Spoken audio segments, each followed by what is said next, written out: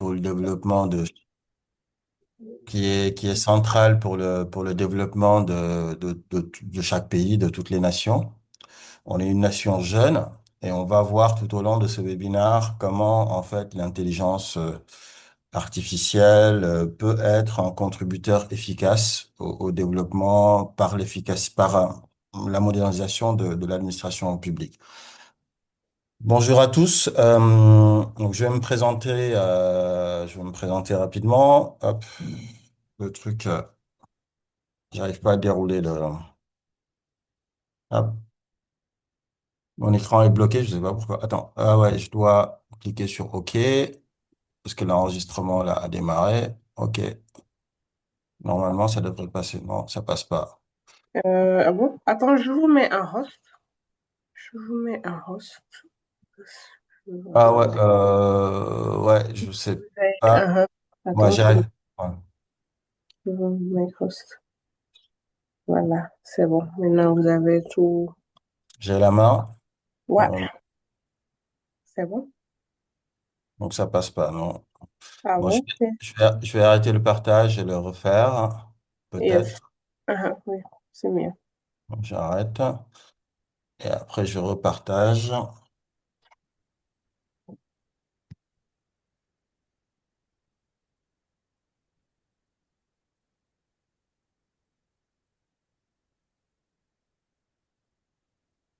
Donc, qu'est-ce que vous voyez le partage? Oui, L'écran. 5 sur 5. Voilà. Ah, ok, Ça? là ça marche. Mhm. Je vais juste réduire la fenêtre. Fenêtre là que je vais réduire. Bon, c'est pas grave. Oui, donc je vais me présenter, je vais me présenter rapidement. Donc, qui je suis? Moi, je m'appelle Bachir Diédhiou. Donc, je suis expert en stratégie numérique, certifié Polytechnique edX France. Je suis aussi créateur de la méthode de conduite du changement qui s'appelle HCC, donc Homme, Culture, Changement. Et je suis aussi membre de Guild for AI, qui est un écosystème d'experts IA qui partagent des connaissances, des savoir-faire autour de l'IA. Et je suis aussi fondateur d'un club qui est au Sénégal, qui est le Club Vision Transformation Numérique. On accompagne des décideurs, des entreprises dans leur process de transformation numérique. Je suis aussi formateur IA et transformation numérique. J'ai deux formations essentielles. Une formation sur le prompt engineering avec la méthode RCT et aussi une formation sur la transformation numérique qui est issue de mon livre blanc, les 7 étapes de la transformation numérique, un livre blanc que je peux partager volontiers à ceux qui le veulent. Et j'ai aussi une formation que j'offre aux jeunes diplômés à travers ma fondation, qui est une formation IA et transformation numérique, qui leur montre les méthodes qu'on peut mettre en place pour utiliser l'IA pour aider les entreprises locales à se transformer grâce à l'IA. Donc ça, c'est quelque chose que je fais dans les régions. D'abord, j'ai fait à Ziguinchor, là, je vais le faire à Guédiawaye la semaine prochaine. Donc voilà, ça, c'est mes engagements. Mes autres engagements, c'est au niveau de la diaspora, parce que moi, j'étais en Europe, dans une société qui s'appelle Miel. Donc mon rôle, c'était d'aller avec l'équipe Miel, d'aller à la Silicon Valley et de détecter en fait des produits d'innovation pour les intégrer sur le marché français. Et donc c'est là où vraiment j'ai découvert des produits d'innovation qui sont fascinants et qui ont nettement amélioré le système des entreprises. Et donc, je suis fondateur d'un réseau qui s'appelle le REPAD, qui est le réseau des entrepreneurs de la diaspora. Et je viens de sortir un livre qui raconte un peu mon parcours, mais qui parle aussi d'innovation, l'importance de l'innovation technologique pour les économies africaines. Voilà, le livre, vous pouvez le trouver sur Amazon, qui s'appelle Cahier de retour d'un REPAD. Et donc, pour les gens que ça intéresse. Déjà, moi, j'ai une première question pour démarrer, une question d'ouverture. Aujourd'hui, vous pouvez répondre dans le chat ou éventuellement ouvrir vos micros pour répondre si vous le voulez. Est-ce que pour vous, l'intelligence artificielle, est-ce que c'est un mythe ou une réalité pour l'administration publique, globalement? Est-ce que je peux avoir votre feeling là-dessus? Je sais pas qui peut répondre. Vous pouvez répondre dans le chat ou répondre un peu dans un petit sondage pour voir.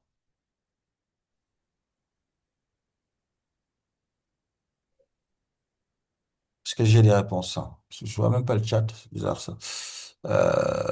Ma souris déconne là. Ah bon? Il n'y a pas encore de réponse, hein. Il n'y a pas de réponse. Donc ils sont en train de faire la sieste ou... Attends, je vais Non. regarder. Je vais regarder dans le chat. Avec les climats là. Bonjour, pas de mythe. Je dirais plutôt que c'est un mythe. Donc il y a quelques réponses. Une réalité mythique. J'aime bien cette réponse. Une réalité. Ok, ok, ok. Il y a quand même quelques réponses. Je dirais que c'est du 50-50 si je regarde les réponses.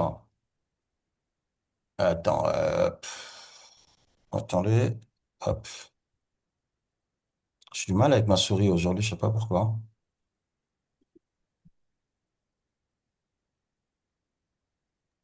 Attendez, hop. Je vais fermer ça. Voilà, hop. Je vais revenir. Donc c'est du 50-50. Il y en a qui disent réalité, c'est une réalité, d'autres qui disent que c'est un mythe. Et il y a une personne qui a dit que c'est une réalité mythique. J'aime bien la réponse. J'ai à peu près moi le même sentiment, c'est qu'aujourd'hui c'est un mythe. Aujourd'hui l'intelligence artificielle dans l'administration publique, mais c'est un mythe qui peut devenir réalité. On va voir pourquoi c'est un mythe et pourquoi c'est un mythe qui peut devenir réalité. Déjà, quand on parle d'intelligence artificielle, de quoi on parle vraiment? Il faudrait qu'on fasse peut-être un peu de contexte, un peu d'histoire sur l'intelligence artificielle.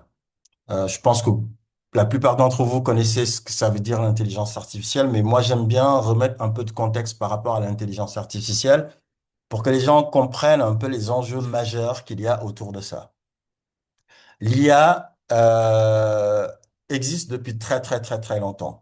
Contrairement à ce que les gens pensent, l'intelligence artificielle, les premières approches de l'intelligence artificielle, la première approche de l'intelligence artificielle, la première découverte avec du machine learning a été faite par Alain Turing. C'était lors de la Deuxième Guerre mondiale, aux alentours de 1945, où il a découvert en fait que les machines pouvaient capter les données des transmissions des radios allemandes, et qu'à partir de ces données-là, il pouvait euh, développer une machine et une forme d'intelligence pour pouvoir traduire en fait tout ce qu'il captait en fait sur les ondes radio de l'armée allemande pour le transmettre à l'armée américaine.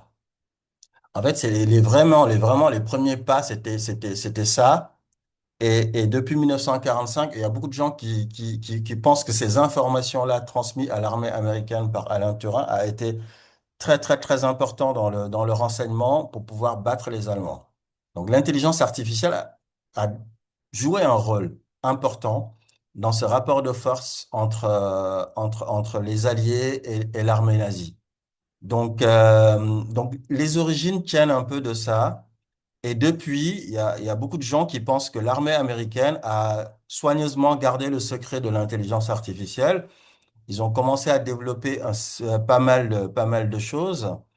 Et si vous vous souvenez, pour les gens qui suivaient un peu l'actualité de la technologie, aux alentours de 1997, 96, 97, IBM avait développé en fait une IA qui s'appelle Blue, c'est Blue quelque chose comme ça. Le nom m'échappe, et qui avait défié Kasparov en 1996. Kasparov, c'était le maître incontesté de l'échec mondial, donc quelqu'un qui est très très très intelligent, qui était le maître incontesté. Et en 1996, cette intelligence artificielle donc avait défié ce robot. Donc à l'époque, on parlait pas encore d'intelligence artificielle. Bah, ce robot en fait avait défié Kasparov et en 1996, Kasparov avait gagné. Si pour les gens qui suivent l'actualité. Mais en 1997, stupeur, bah, le robot a battu Kasparov. Et depuis, les gens ont compris qu'en fait, la machine avait fait énormément de progrès par rapport à l'intelligence humaine et que c'était le début de quelque chose. Et ça a continué comme ça, avec beaucoup de tests et beaucoup d'échecs. Mais en 2022, il s'est passé quelque chose qui a été un bouleversement. OpenAI, avec Sam Altman, ont annoncé l'arrivée de la première intelligence artificielle, ChatGPT. Et ce qui s'est passé entre 1945, 1996, 97 jusqu'en 2002, 2022 du moins, c'est qu'il y a quelque chose qui s'est passé, c'est qu'il y a eu deux éléments fondamentaux qui se sont produits. Un, c'est le développement de la donnée, l'accélération de la transformation numérique, de la digitalisation, avec un accès à Internet beaucoup plus facile, beaucoup plus simple, l'arrivée de la 4G, etc. Beaucoup d'entreprises qui se digitalisent beaucoup plus facilement, beaucoup de données qui circulent à travers le développement d'Internet, des accès à Internet de moins en moins chers, euh, et surtout, NVIDIA qui avait développé des puces qui étaient des puces extrêmement performantes, mais c'était des puces à l'époque qui étaient destinées aux jeux vidéo. Et donc NVIDIA et OpenAI ont vu en fait une opportunité pour entraîner leur intelligence artificielle. Et donc, les puces, la puissance des puces et l'explosion des données a été les deux facteurs qui ont été essentiels. Après, s'en est suivi, après du financement, etc. Mais ça, c'est très, très important et vous allez voir pourquoi, en fait, j'en parle, surtout par rapport à la donnée, l'explosion de la donnée. Donc ça, c'est très, très important de mettre un peu de contexte là-dessus. Donc l'intelligence artificielle n'est pas intelligent en tant que telle. L'intelligence artificielle, le terme intelligence artificielle est un terme un peu, pour moi, un peu exagéré. On va parler plutôt d'assistants euh, artificiels qui développent des modèles basés sur des algorithmes. C'est ça la réalité. Qui développent des modèles qui sont basés sur des algorithmes. Aujourd'hui, on a les LLM, les Large Language Models qui sont développés, qui sont basés sur des algorithmes, qui sont capables d'aller chercher des données un peu partout, dispersées sur Internet ou sur des PC ou sur des serveurs, etc. Et qui sont capables, à travers ces langages, de les modéliser et de pouvoir, à partir d'un contexte, donner des réponses qui sont des réponses structurées, qui sont des réponses structurées de la même façon qu'un homme serait capable de donner ce type de réponse. Et on s'approche de plus en plus de l'intelligence humaine. Mais quand on parle d'intelligence humaine, il y a aussi des éléments qui rentrent en ligne de compte que l'IA n'intègre pas, comme l'émotion, etc., etc. Mais ça, on en parlera. Donc, c'est une forme d'intelligence qui est assez proche de l'intelligence humaine à travers des mécanismes de LLM, capables de lire des algorithmes, de les comprendre, de les traduire et à partir d'un contexte, de pouvoir donner des réponses qui sont des réponses euh, pertinentes. Mais des réponses pertinentes, ça veut pas dire que c'est forcément des, c'est pas forcément des fois, il y a des fausses réponses qui sont données par l'IA. Mais voilà à peu près ce phénomène-là qui est aujourd'hui un phénomène incontournable et incontestable. Donc tout le monde le sait. Je pense que on est tous d'accord là-dessus. Donc ce n'est pas une science-fiction aujourd'hui, c'est une réalité. Mais par contre, ce n'est pas de la magie. Ça reste un outil opérationnel, ça reste de la technologie, ça reste un outil doit être accessible est actionnable directement pour les décideurs publics. On verra comment, en fait, on le fait. Et je pense que nos décideurs l'ont compris à travers le New Deal technologie. Mais aujourd'hui, s'il y a un facteur, un vrai facteur qui fait que l'État du Sénégal ne peut pas attendre, aucun État du monde ne peut attendre, et c'est pour cela que Donald Trump, les Chinois, les Européens, tous mettent énormément d'argent dans l'intelligence artificielle. Il y a un facteur qui est extrêmement important, mais qui l'est d'autant plus pour les États africains, qui c'est la pression démographique et les attentes des citoyens qui sont de plus en plus constantes. En 2050, un humain sur quatre sera africain. Ça, c'est très, très important et c'est un indicateur extrêmement important qui peut fragiliser les États africains et qui va fragiliser certainement les États africains parce que la pression démographique sera très, très importante.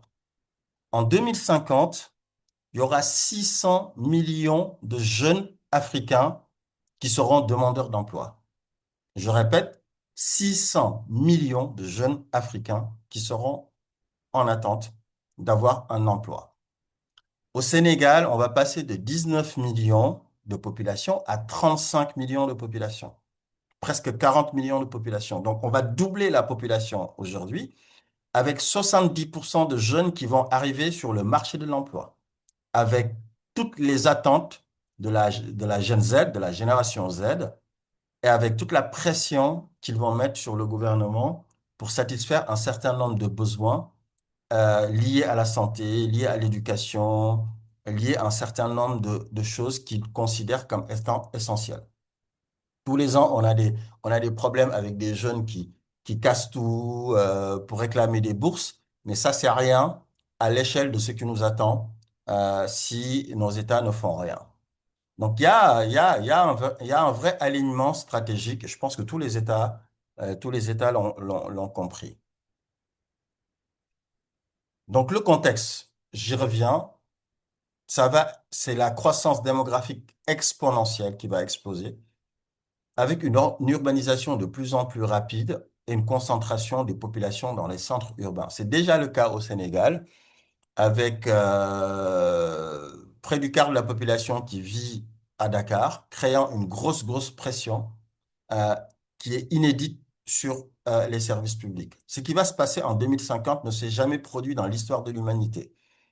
Euh, avoir aujourd'hui 600 millions de jeunes Africains qui vont arriver sur le marché de l'emploi, ça s'est jamais produit dans l'histoire de l'humanité. Donc, il faudra imaginer de nouvelles solutions, euh, aller développer des océans bleus pour essayer de imaginer en fait l'Afrique du futur et essayer de créer de nouvelles solutions. Donc, la génération Z est au premier plan. On voit déjà la pression que la jeune Z met sur nos États. On a vu le rôle qu'ils ont joué au Madagascar, mais même au Maroc, qui est censé être un pays stable, dont l'État fait énormément de choses pour ses populations, on a vu pour la première fois la Gen Z manifester au Maroc pour réclamer un certain nombre de choses. Donc les attentes sont très, très, très élevées et il y a beaucoup d'impatience. Les jeunes de la génération Z sont très impatients. Ils veulent une plus grande rapidité de traitement, ils veulent la transparence au niveau des process, ils veulent des impacts qui sont mesurables. Ça, c'est une réalité. Donc, c'est des populations de plus en plus impatientes. Et le risque est clair. Si nos États ne se transforment pas à la vitesse des attentes des citoyens, bah, il y aura un problème de légitimité de l'action publique. Donc, face à cette réalité, il faut imaginer de nouvelles choses. Et ça commence aussi avec des discussions comme ça, avec des webinaires comme ça. Mais on verra tout ce qu'on pourrait imaginer et tout ce qu'on pourrait faire.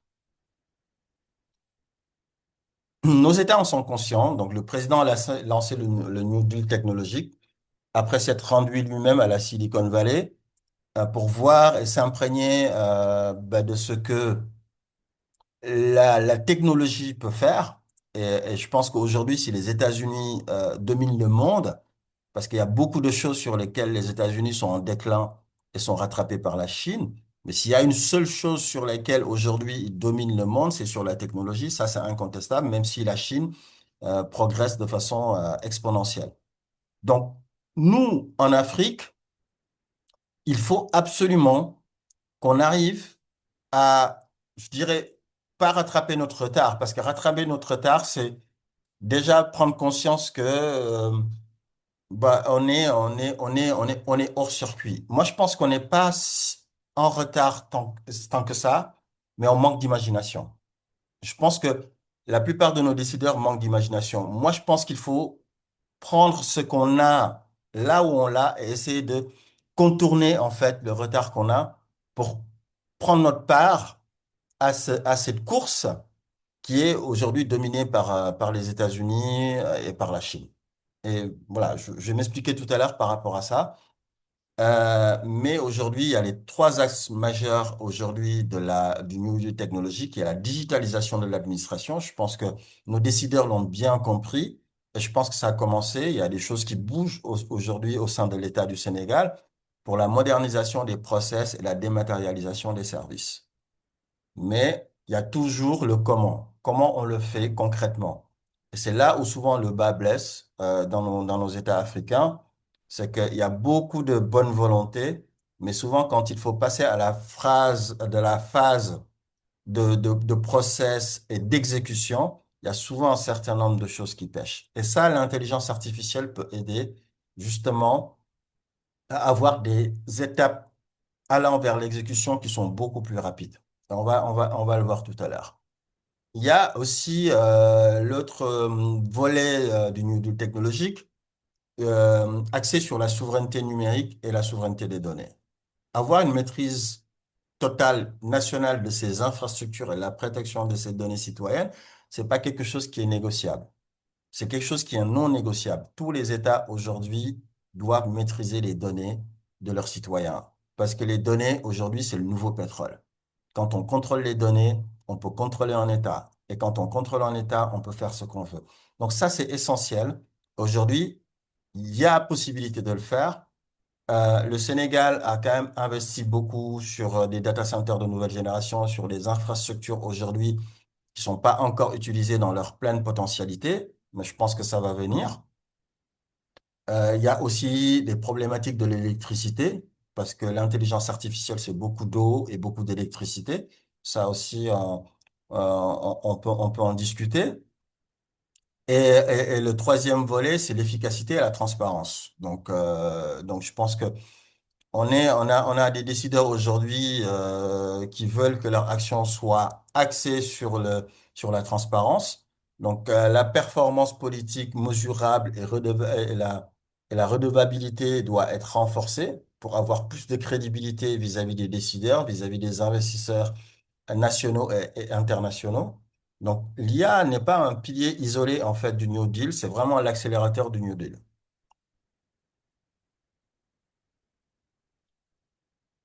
Un des éléments sur lesquels l'intelligence artificielle doit pouvoir euh, aujourd'hui s'axer, c'est au niveau de l'impact citoyen. Parce qu'on peut faire tout ce qu'on veut. Si les citoyens ne se retrouvent pas dans la transformation numérique et dans l'intelligence artificielle et dans l'intégration de l'intelligence artificielle, ça ne marchera pas. Les gens ont besoin de savoir concrètement ce que les technologies font pour eux dans leur quotidien.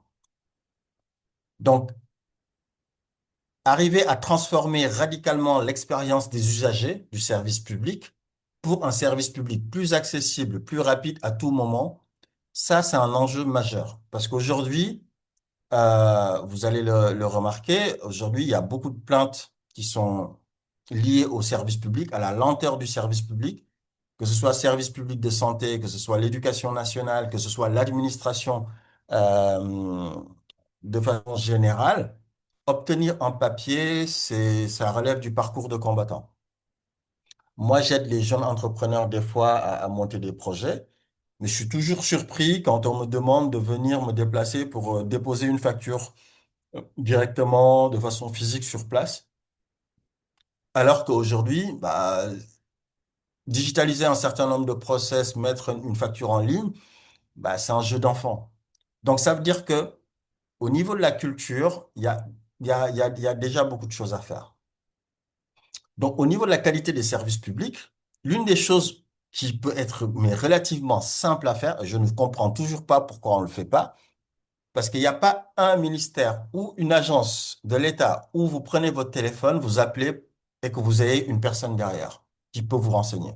Moi, j'ai fait l'exercice. J'ai appelé plusieurs administrations de l'État, mais en général, ça sonne dans le vide. Il n'y a personne qui décroche.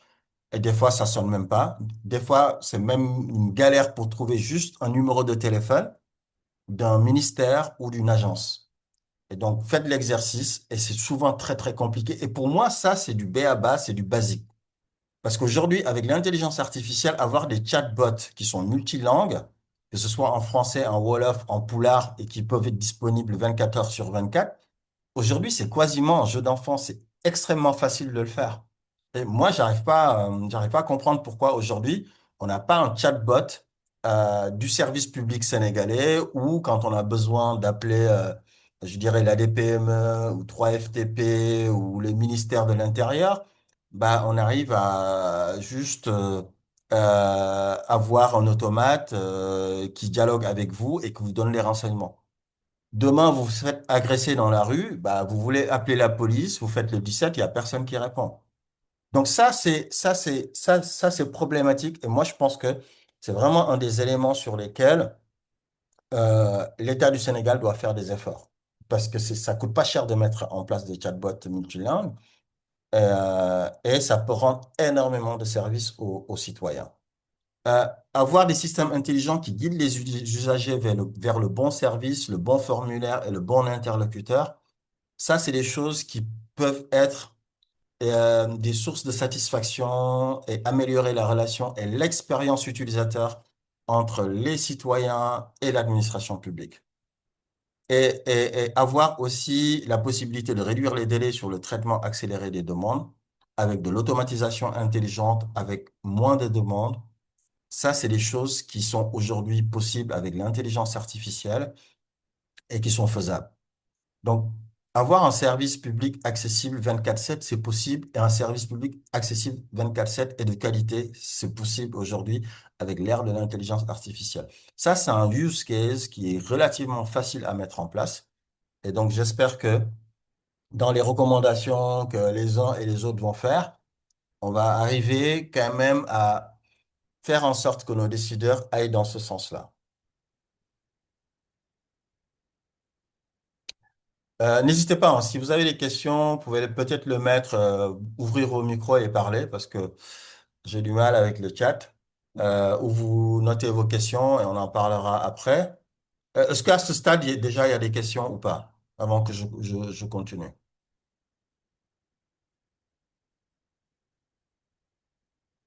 OK.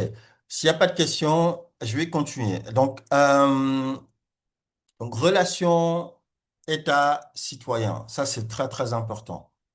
Aujourd'hui,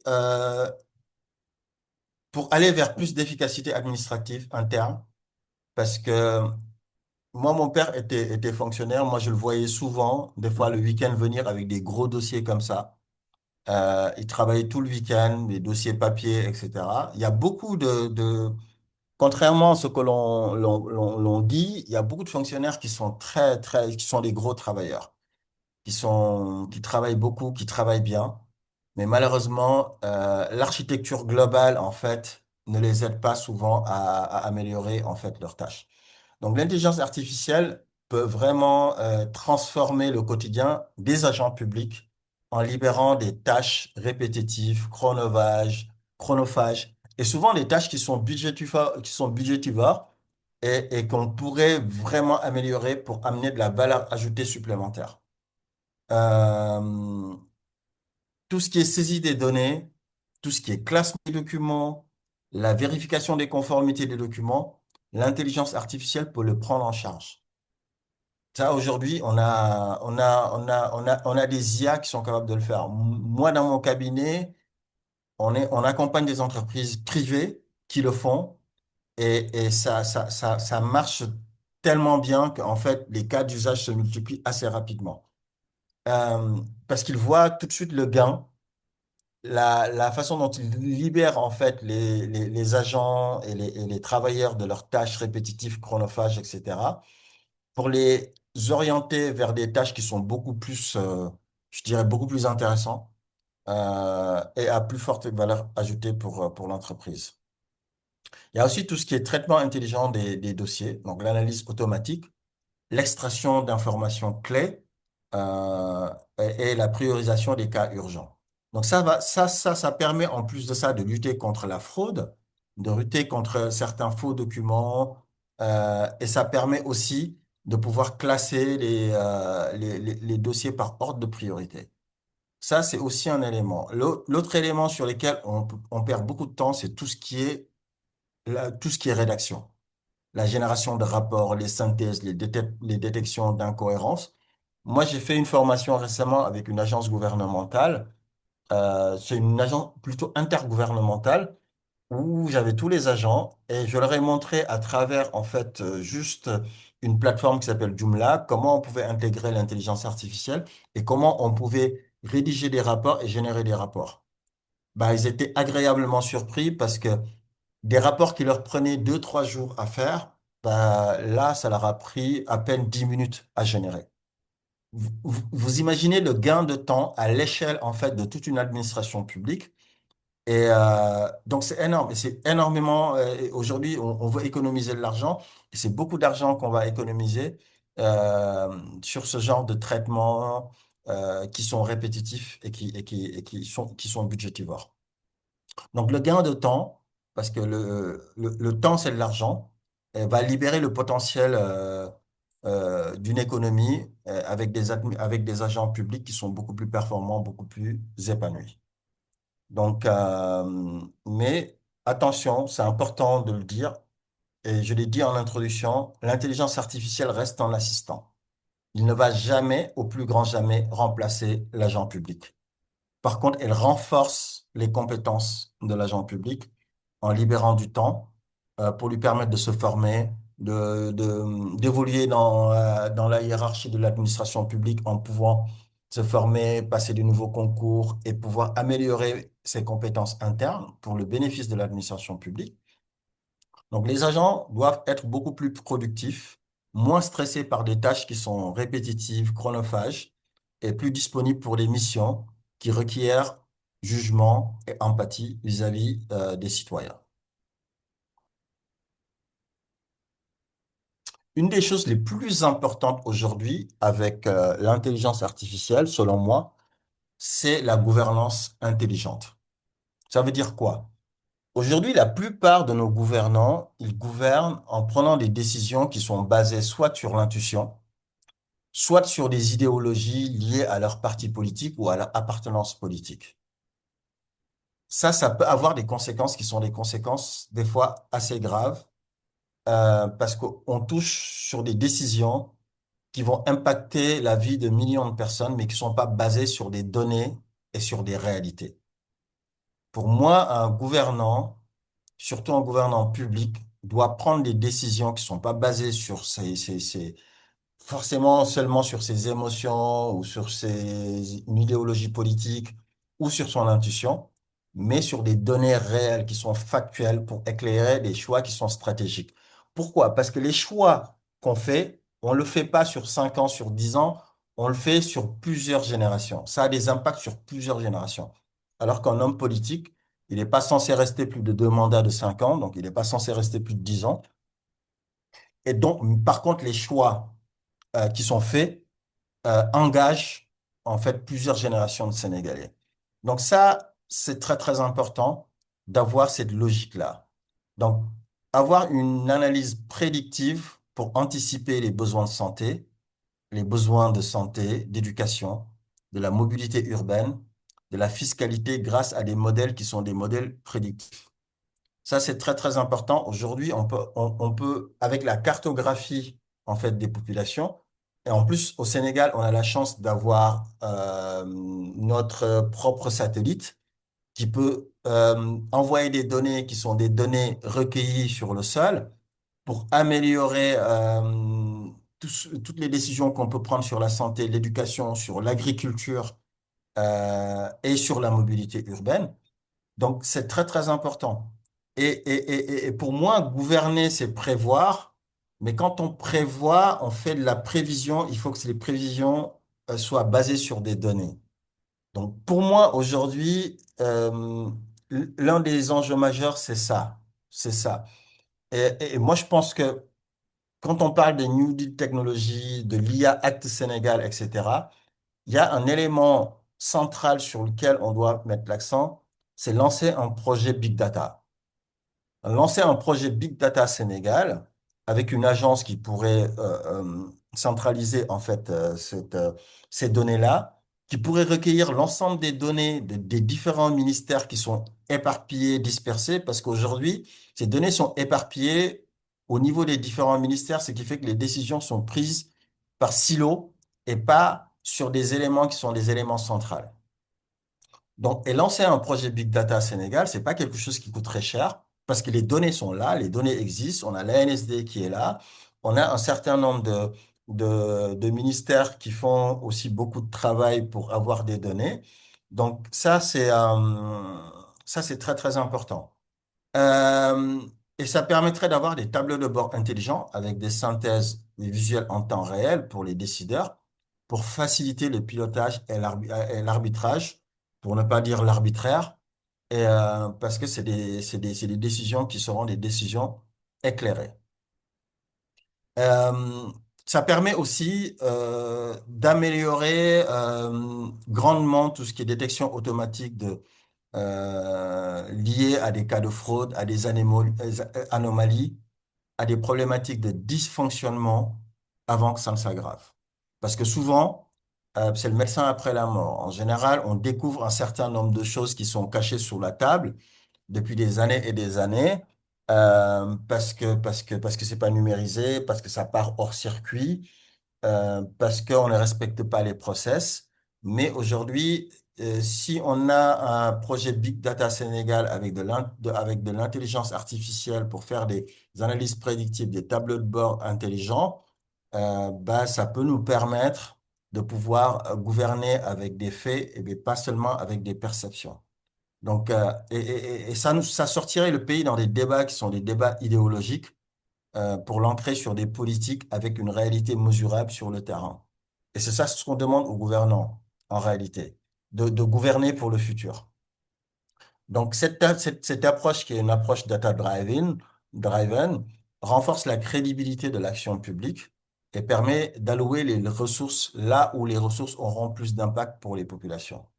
Ce sera vraiment une révolution silencieuse, mais profonde de la manière de gouverner.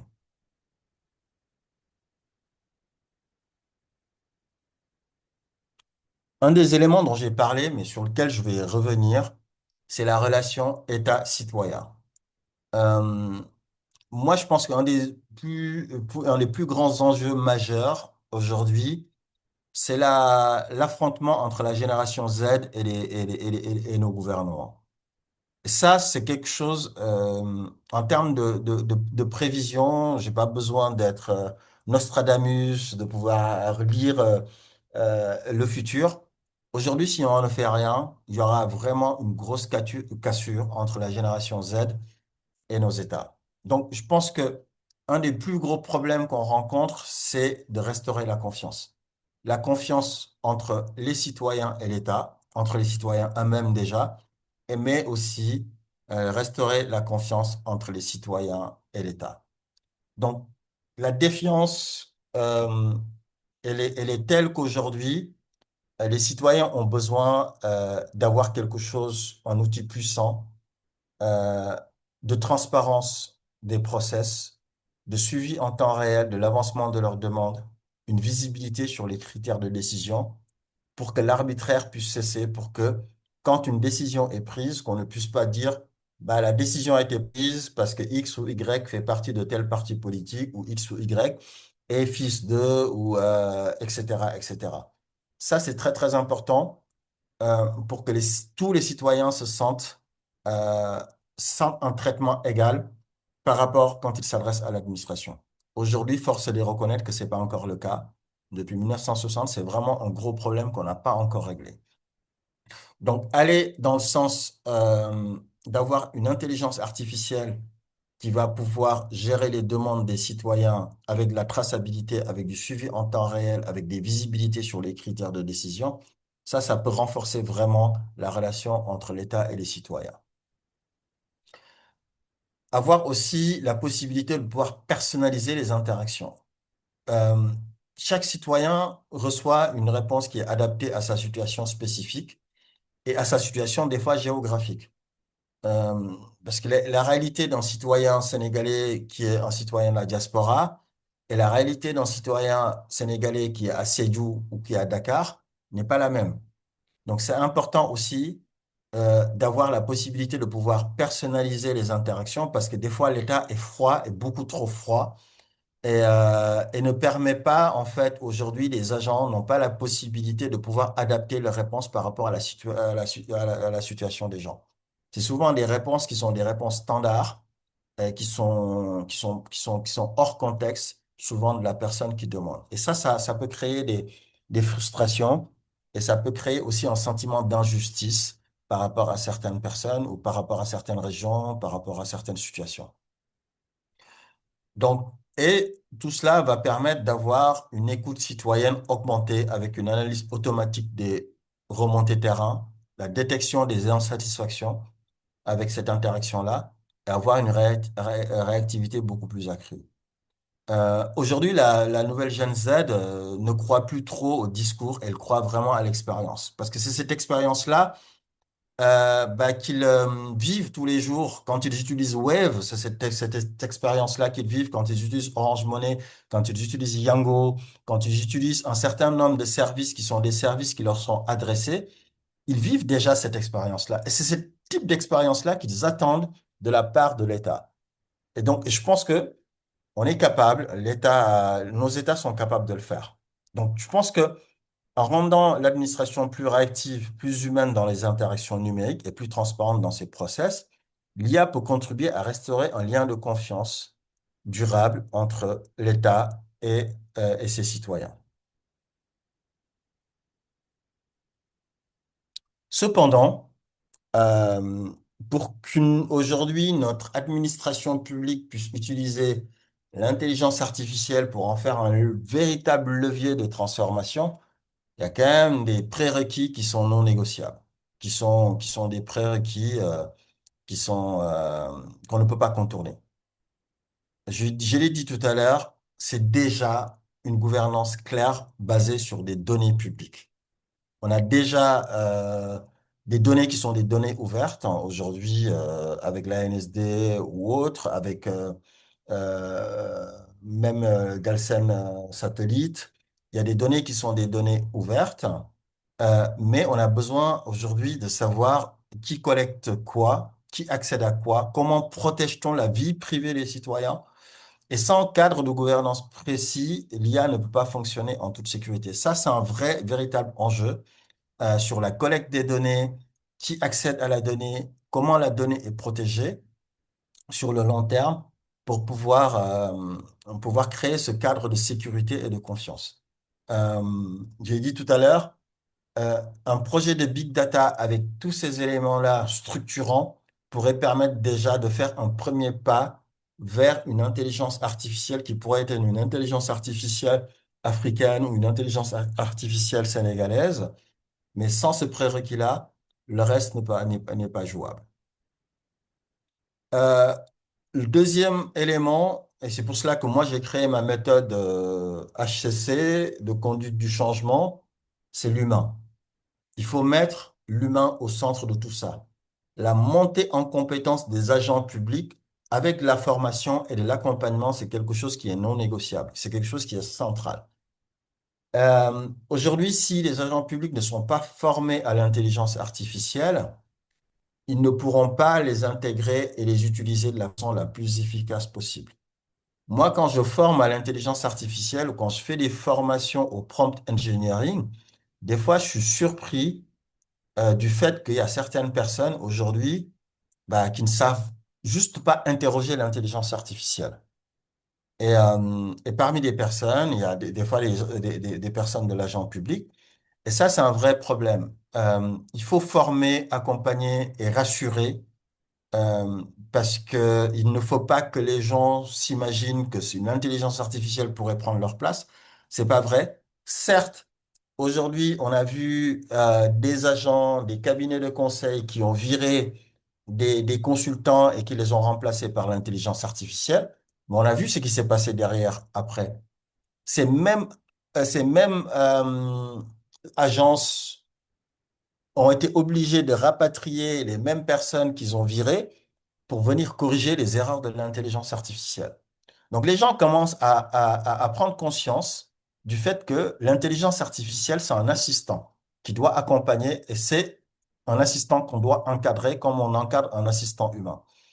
Donc, donc c'est important que les gens le comprennent, mais faire fi de l'intelligence artificielle par peur, c'est pas forcément la solution. Donc les agents des services publics doivent comprendre l'IA, doivent savoir l'utiliser et doivent ne pas avoir de crainte par rapport à tout cela. Donc la transformation technologique, c'est 80% de technologie, 20% de culture, mais c'est 100% d'humain. Ça, c'est très, très important. Donc, le cadre éthique, juridique et souverain, c'est aussi quelque chose de non négociable. L'IA doit respecter les valeurs démocratiques. Si demain, un État décide de contrôler les données des citoyens euh, pour en faire des usages personnels, pour pouvoir le détourner, par exemple, lors d'une campagne électorale, etc., ça peut pas marcher. Les droits fondamentaux des citoyens doivent être respectés. Les données collectées ne doivent pas servir à pister, ni à espionner, ni à bafouer les lois. Donc, il faut un cadre éthique qui est un cadre éthique juridique sévère. On ne peut pas avancer à l'aveugle. Il faut une véritable appropriation locale. Donc, et l'adapter à nos cultures et à nos réalités culturelles. Donc, c'est là où je parle de contournement. Parce que si on essaie de rattraper, on va rattraper sur des modèles qui sont des modèles existants, qui sont des modèles qui sont déjà créés par les autres. Nous, en tant qu'Africains, on doit voir juste comment le modèle fonctionne et essayer de le contourner en l'adaptant à nos réalités et en utilisant aujourd'hui les ressources dont on dispose. Et pour créer notre propre partition par rapport à cette relation-là qu'on a avec l'Occident. Aujourd'hui, la plupart des matières premières qui sont utilisées dans les chips, dans les ordinateurs, viennent d'Afrique. Je pense que là, il y a un cadre de négociation qu'on peut avoir avec l'Occident pour pouvoir nous s'approprier aussi d'une partie de l'intelligence artificielle en l'adaptant à nos valeurs. Et aujourd'hui, quand on regarde le cadre, il y a beaucoup de jeunes Africains, en tout cas, par exemple, les gens ont découvert avec stupeur qu'il y a beaucoup de jeunes Africains, des jeunes Kenyans, qui entraînaient l'intelligence artificielle d'OpenAI, ChatGPT, que c'était des jeunes Kenyans qui le faisaient. Donc ça veut dire qu'aujourd'hui, en fait, on a la ressource, on a la matière première, on a aussi une jeunesse de plus en plus nombreuse. Pendant que notre population croît, la population occidentale est en train de décroître.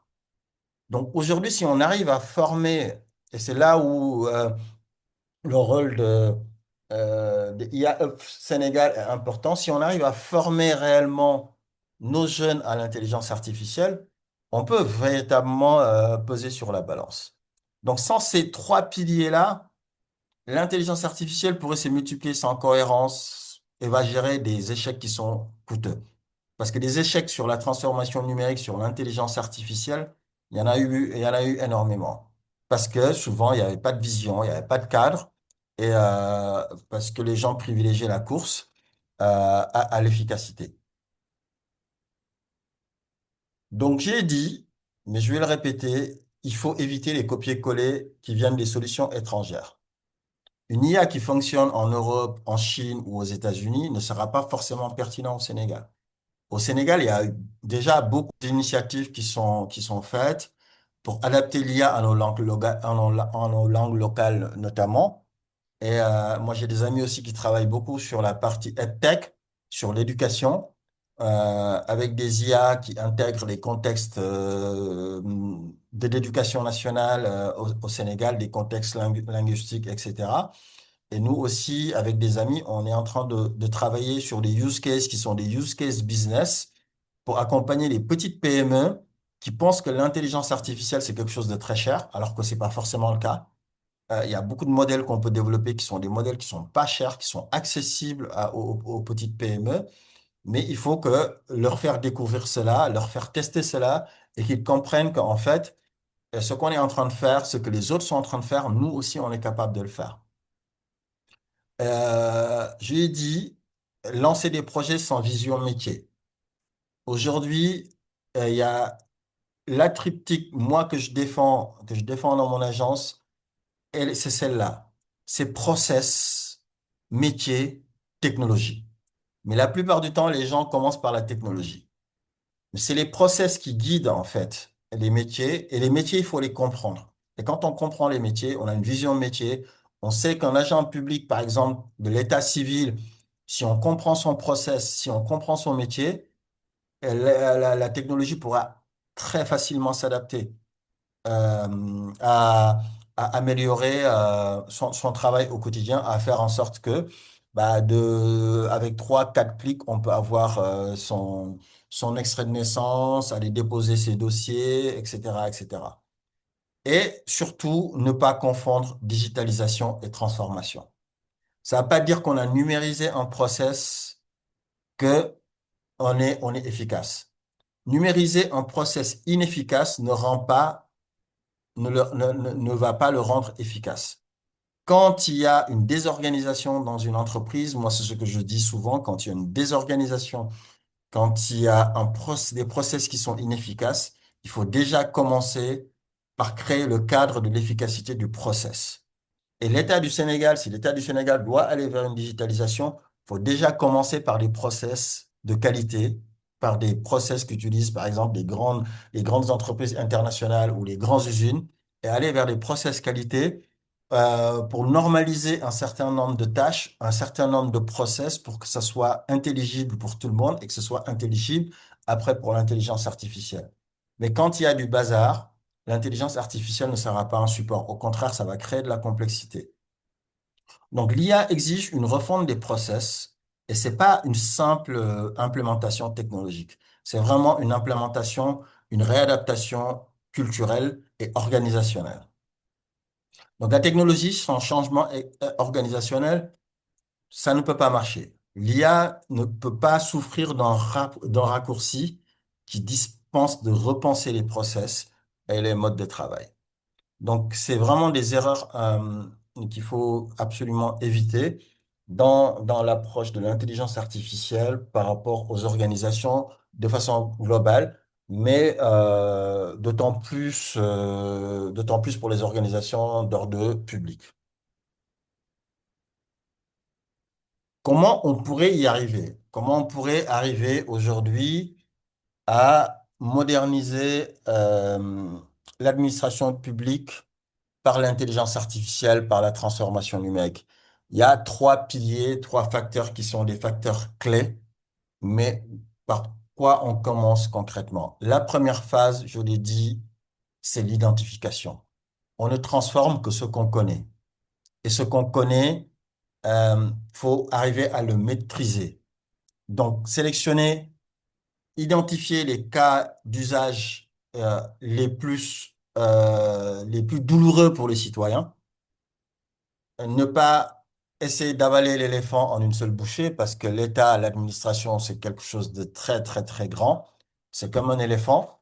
Éviter d'avaler l'éléphant en une seule bouchée et procéder étape par étape.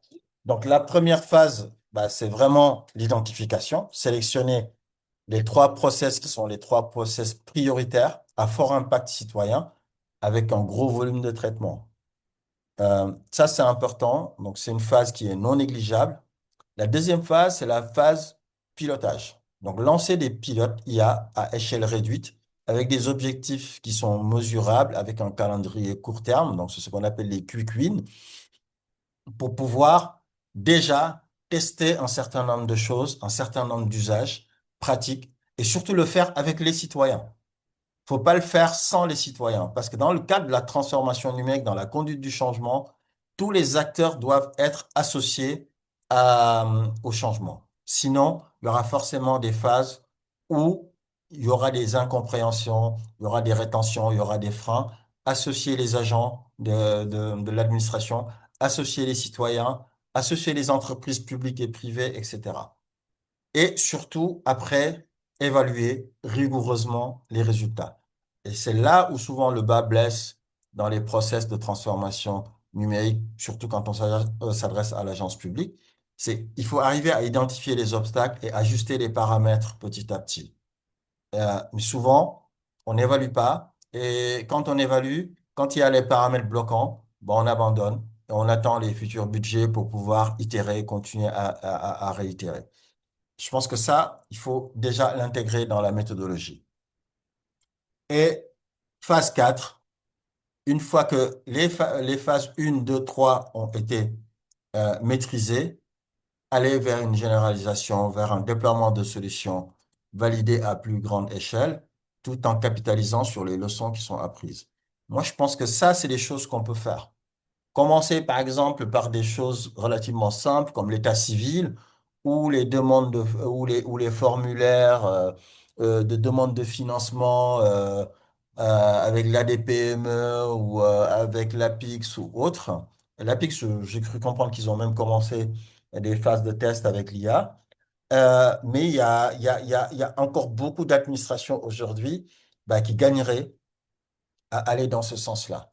Et moi, je pense que c'est quelque chose qui est aujourd'hui faisable. Il faut arriver à faire des petits pas avec des impacts réels, utiliser la méthode Kaizen et renforcer la confiance. Donc la transformation, c'est pas un sprint, c'est vraiment un marathon, mais chaque kilomètre parcouru doit apporter une preuve tangible que le changement fonctionne. Quels sont les exemples aujourd'hui concrets qui pourraient être applicables au Sénégal? Euh, j'ai parlé tout à l'heure de l'agriculture, donc la possibilité aujourd'hui de pouvoir avoir une étude réelle de l'état des sols, et avoir la possibilité de pouvoir aussi étudier la météo et définir des politiques agricoles en fonction des régions, et avoir toutes ces données-là, ça peut améliorer nettement les rendements agricoles. Il y a aussi toute la partie health tech, tout ce qui est santé numérique. Aujourd'hui, avec la pression démographique, il y aura de plus en plus de demandes au niveau des hôpitaux.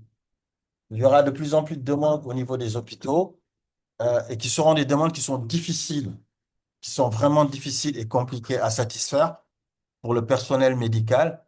Je pense que la santé numérique peut éviter les goulots d'étranglement qu'on rencontre souvent dans nos hôpitaux en créant une passerelle entre les hôpitaux physiques et la possibilité de pouvoir être pris en charge d'une façon ou d'une autre à travers des outils digitaux de santé, en faisant aussi de la prévision, de la prévention santé, en analysant les données de santé publique pour anticiper, par exemple, des pics de maladies saisonnières, optimiser la distribution de ressources médicales dans les régions à risque, par exemple.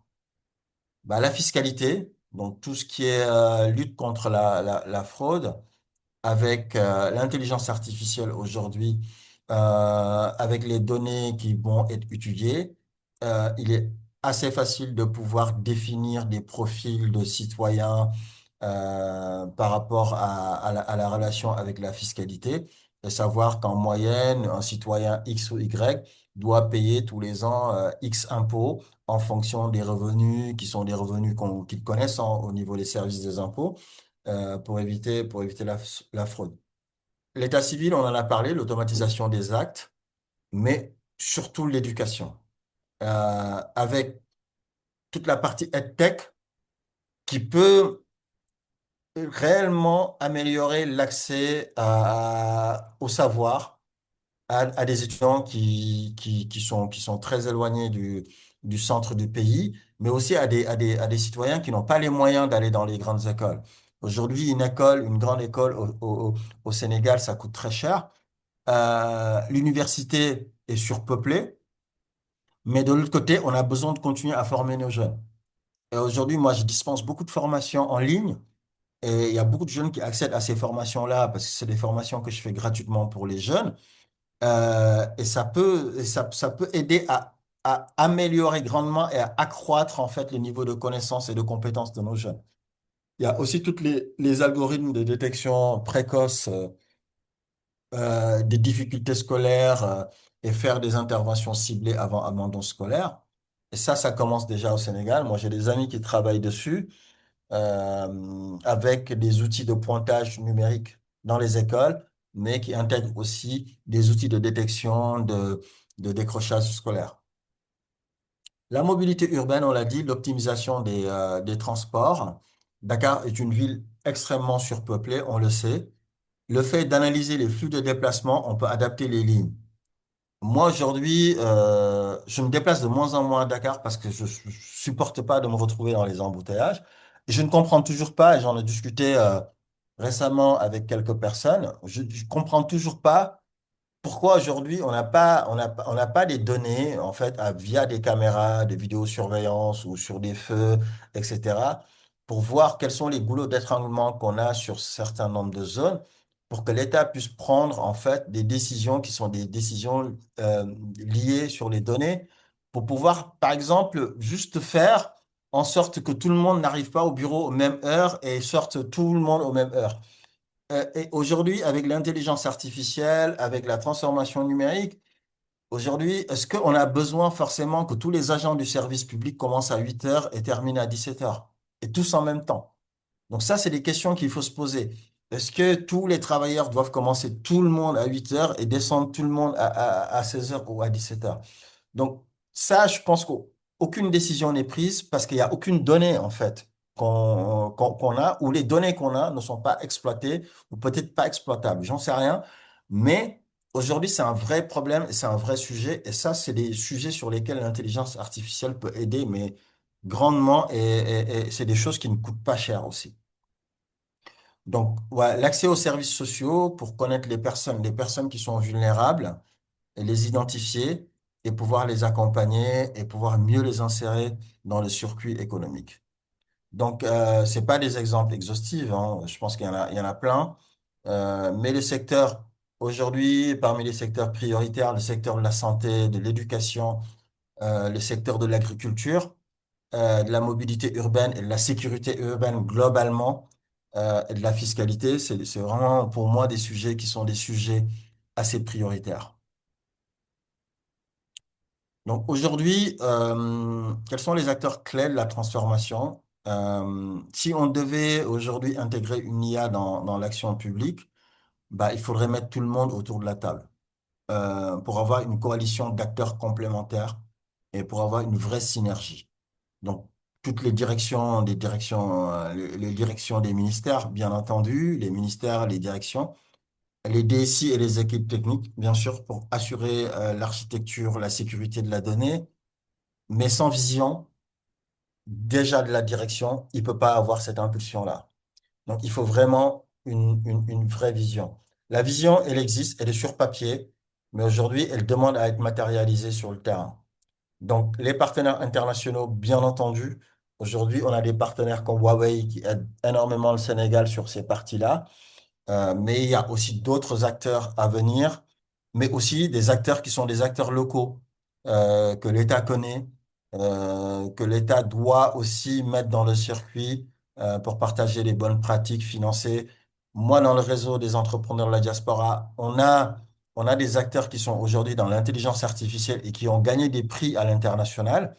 Mais ces acteurs-là, qui sont revenus et s'installer au Sénégal, ne sont pas suffisamment reconnus par l'État du Sénégal. Donc, ils sont installés au Sénégal parce qu'ils y croient, mais ils continuent plus à servir des pays où ils étaient, États-Unis, Londres, France, à continuer à travailler pour ces pays-là plutôt que de l'État du Sénégal, parce qu'ils ont la reconnaissance de ces pays-là et pas la reconnaissance de leur pays. Ça aussi, c'est un élément qui est un élément qu'il faut de plus en plus prendre en compte, mais je pense que nos dirigeants actuels en ont conscience. Euh, les agents métiers, il faut pas négliger les agents du service public et leur métier. Il faut vraiment que ce soit eux qui expriment les besoins et qu'ils testent eux-mêmes, en fait, via l'apprentissage, via les itérations, la possibilité de pouvoir intégrer l'intelligence artificielle dans leur process métier. Le secteur privé, bien entendu, pour apporter de l'innovation, de l'agilité, de savoir-faire. L'avantage du service du secteur privé, c'est qu'ils n'ont pas la pression des élections. Donc, ils ont la possibilité de pouvoir tester un certain nombre de choses que l'État n'a pas souvent le temps de tester à cause de la pression souvent électorale et de la pression de faire des résultats avant chaque élection. Donc, le secteur privé travaille hors contexte électoral, donc ils sont capables d'innover, de parfaire un certain nombre de choses, de se tromper, de se planter, d'itérer, d'avoir de l'agilité et du savoir-faire. Bien sûr, les universités et tout ce qui est recherche, je pense que on a l'écosystème aujourd'hui universitaire, on l'a prouvé à travers Galsen Satellite. Donc, on a l'écosystème et je pense que tout cet écosystème-là, aujourd'hui, ne demande qu'à être réuni autour de la table. Donc souvent, l'échec survient quand un acteur est oublié. Et souvent, c'est le cas quand on travaille en silo. Ça empêche la collaboration et la transformation par l'IA est vraiment un sport collectif.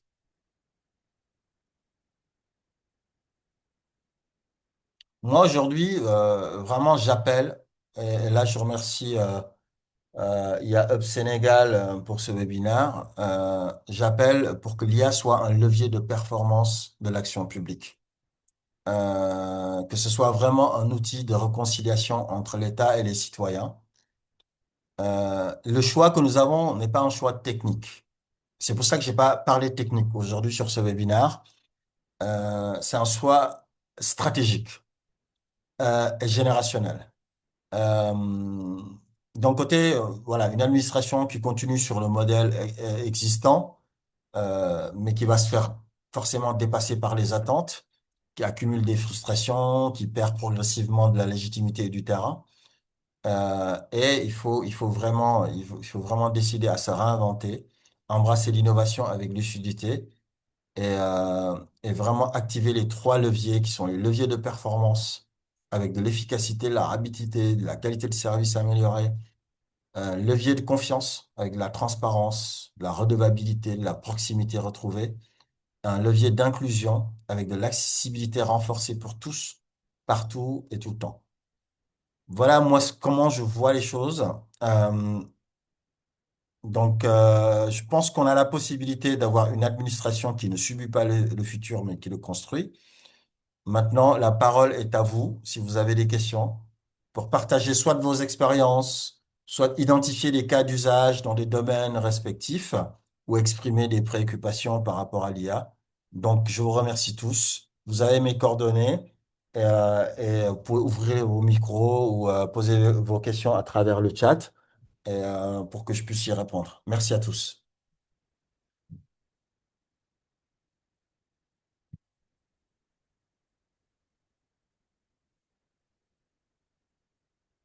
Est-ce qu'il y a des questions? Oui, il y a quelques questions. Attends, je vais Bonsoir. voir. Quand on appuie sur choix, c'est une réalité. Concernant les chatbots, on avait eu à proposer ces solutions pour la DJD lors du Gouvaton. OK. Oui, tout à fait. Moi, je trouve que les chatbots, c'est vraiment quelque chose, une technologie assez simple à implémenter. Après, ça nécessite l'accès et la protection des données, bien entendu. Après, la DGID, bon, c'est assez sensible, hein, parce que là, on parle des impôts, etc.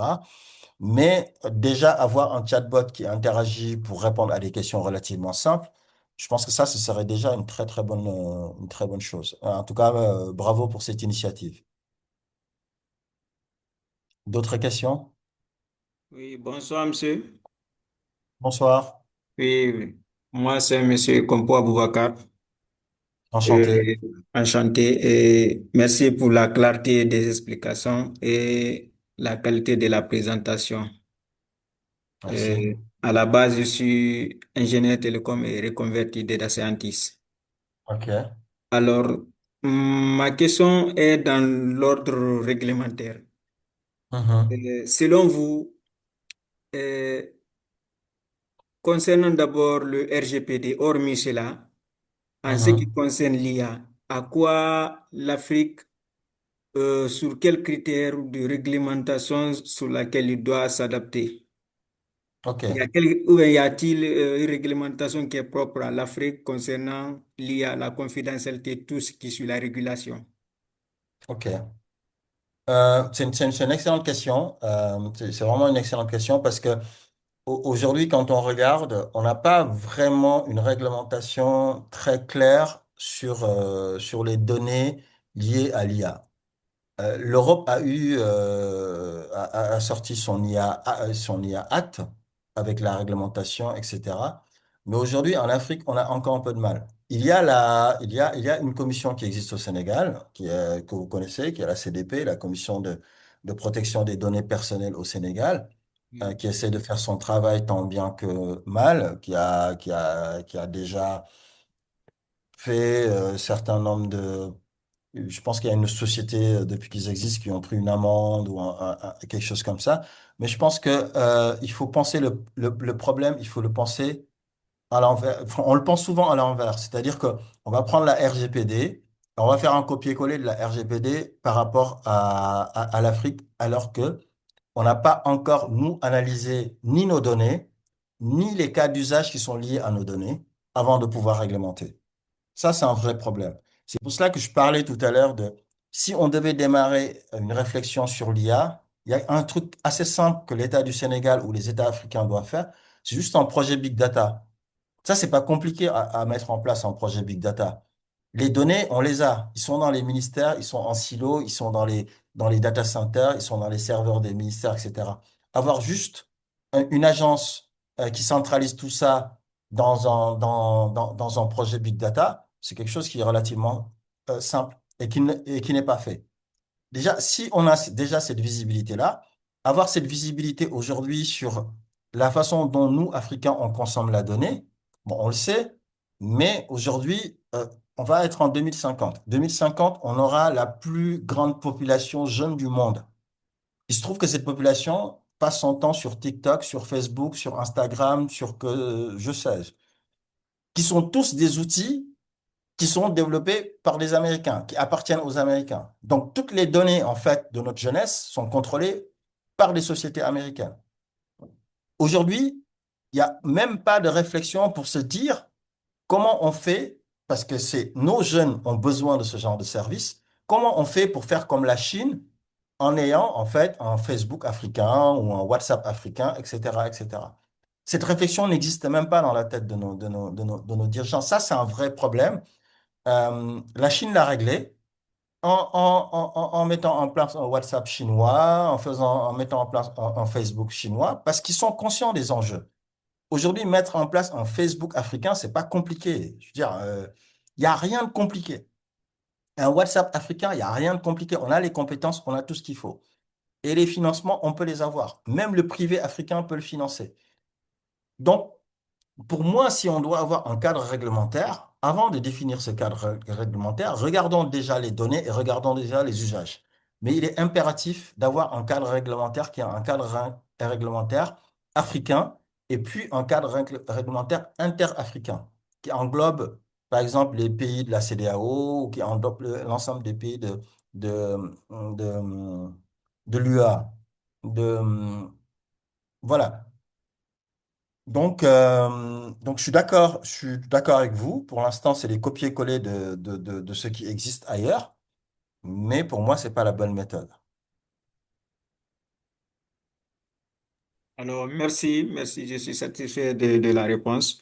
Et je m'en vais vous poser encore un autre. Moi, je pense bien ici, au lieu vraiment de prendre, ou bien de prendre comme les Européens, comme un modèle de référence, moi, j'adopte quand même le système américain. Et eux, d'abord, ils laissent les gens d'abord développer la technologie, et puis derrière, ils commencent à mettre les règlements. Au lieu de prendre du temps à mettre des règlements, non seulement en Afrique, nous sommes en retard et le temps encore de mettre les réglementations, c'est une autre affaire aussi.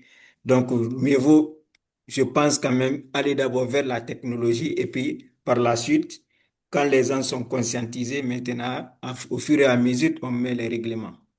Ah, c'est exactement ce que je disais. Regardons déjà les données et les usages. Et à partir de là, après, on peut réglementer parce que la réglementation va s'adapter aux usages. Les Américains, c'est ce qu'ils font. Donc, mais après, même sans la réglementation, la chose la plus importante à faire, c'est l'éducation des gens. C'est conscientiser les gens. Moi, c'est ce que je fais dans mes formations et même aujourd'hui, je suis en train de lancer un projet qui est un projet transformation numérique, mais numérique responsable, que j'ai envie de lancer dans les lycées et les collèges du Sénégal, pour que les jeunes comprennent comment fonctionnent les algorithmes et pourquoi il faut avoir un usage responsable quand on est sur Facebook, quand on est sur TikTok, etc., qu'il faut pas mettre n'importe quelle donnée et qu'il faut essayer de contrôler ses propres données. Tu vois, parce que déjà, nous, les jeunes Africains, la façon dont les jeunes Africains utilisent tous ces outils-là, c'est de façon un peu laxiste. Ils mettent n'importe quel type de données et ces données ne sont pas contrôlées par nous. Déjà, il faut commencer à éduquer les gens avant de parler de la réglementation. Demain, si vous faites une réglementation trop sévère qui va empêcher les gens de pouvoir utiliser les Facebook, etc., etc., vous allez avoir des problèmes.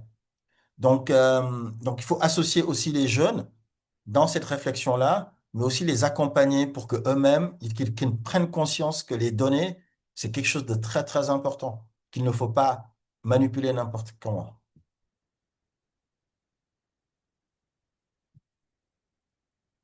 OK? Autre question?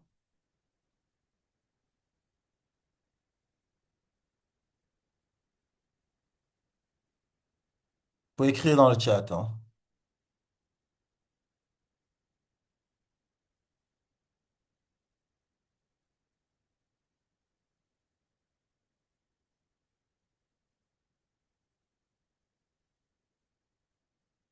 Pas de questions? Bon, bah, s'il n'y a pas de questions, Allô, bonsoir. bonsoir. Merci, Monsieur Diédiou, de cette présentation de portée très, très intéressante. On a appris notamment sur l'état des lieux de l'utilisation de l'IA et la digitalisation dans le secteur public. Et donc, moi, ce que j'avais comme question, dès le début, ils ont parlé d'offres de formation. Est-ce que ces formations seront prises par le gouvernement ou bien c'est par les agents eux-mêmes de se former? C'était ça ma question. En L'offre de data quoi, science ou... l'offre de formation dont tu as parlé, Aïta, c'est ça? Oui. Bah, je vais la laisser répondre, hein, si elle est encore là. Oui, je suis là. Monsieur Diallo, c'est pour les certifications? Oui. Oui, c'est pour les étudiants qui sont en master IA ou data.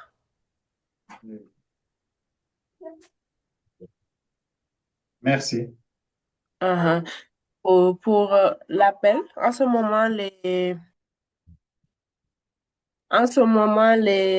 les étudiants ont déjà commencé. Je crois que la cohorte a déjà commencé. Ils sont à DIT, Dakar Institute of Technology. Donc, si on lance la nouvelle cohorte, vous pouvez vous inscrire si vous êtes éligible, bien sûr. On va tout mettre dans nos réseaux, que ce soit LinkedIn ou bien Twitter. D'accord, c'est noté. Merci. Merci, Merci. monsieur. Autre question? J'aimerais savoir comment l'IA peut lutter contre la fraude.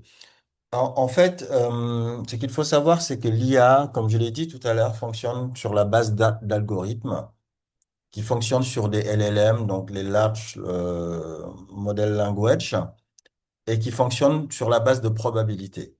D'accord? C'est-à-dire qu'à partir du moment où vous allez entraîner une IA sur des données qui sont des données de fiscalité, par exemple, qui va recueillir toutes ces données de fiscalité, l'IA sera de plus en plus intelligente par rapport, en fait, à des probabilités d'erreurs ou d'erreurs ou de déclarations fausses. Je m'explique. Par exemple, si vous avez une personne X qui, pendant des années, a fait des déclarations en rentrant des données qui sont des données qui sont connues, hein. Il habite à telle adresse, il est par exemple fonctionnaire, il gagne 300 000, sa femme gagne 150 000, ses charges sont de telles, etc., etc. Ces données-là sont répertoriées, analysées et captées par l'IA.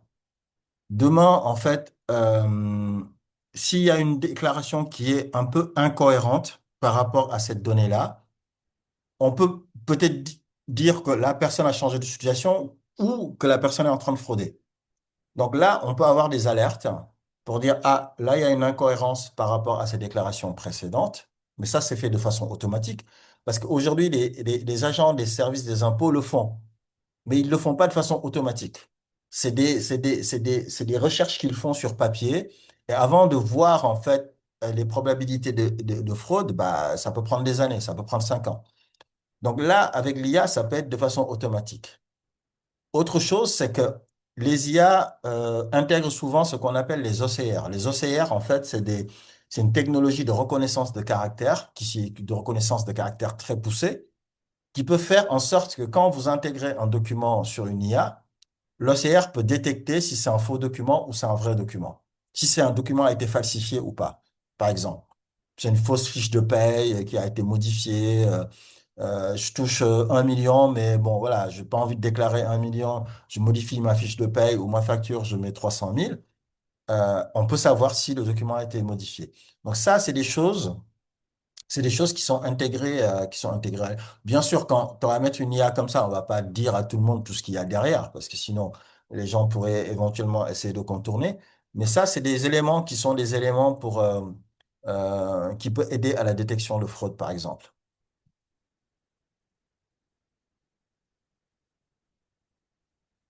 Est-ce que c'est clair pour vous, Ali Dara? Ok, super. Une autre question?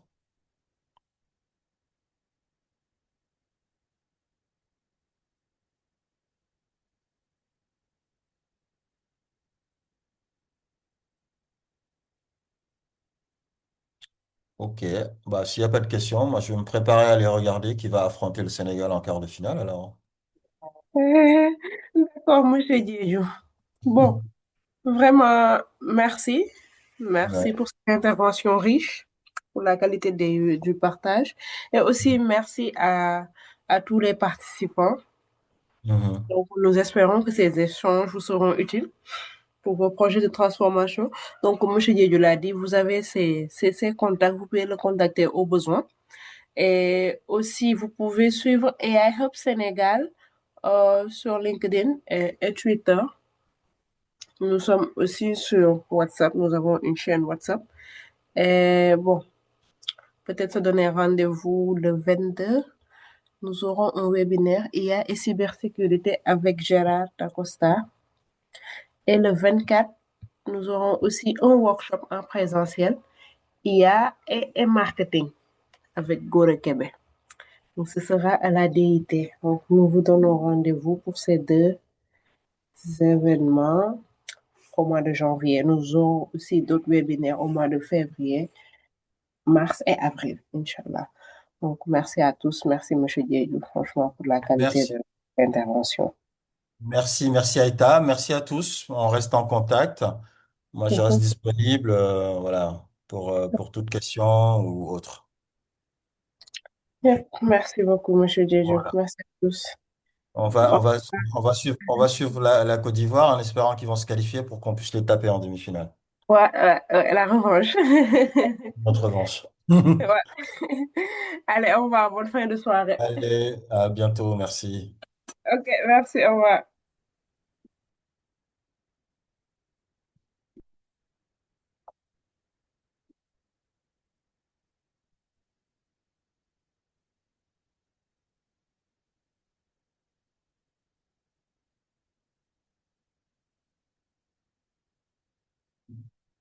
Oui, merci Aïta. Bon, je t'appelle pas parce que j'ai cru comprendre que tu étais avec ton bébé. Oui, merci pour le contact de la Lonase. Contacté, je vais faire un mail tout de suite. Et puis, il faudrait qu'on s'appelle dans la semaine. parce que j'aimerais qu'on réfléchisse ensemble par rapport à une initiative que je porte. Je pense que tu connais, qui s'appelle les Vendredis de l'IA. Voir dans quelle mesure on pourrait le pouvoir organiser au Sénégal un vendredi en cofinancement. Mais j'aimerais aussi voilà, qu'on parle globalement, parce que moi j'accompagne des jeunes sur l'IA, sur la partie formation, et voir comment aussi ces jeunes désinacheurs-là, on peut les aider. Voilà, je suis pas dans la semaine. Je t'enverrai un mail avec mes disponibilités. On va essayer de faire le point ensemble sur tout ça. Merci, donc, merci encore. Ciao.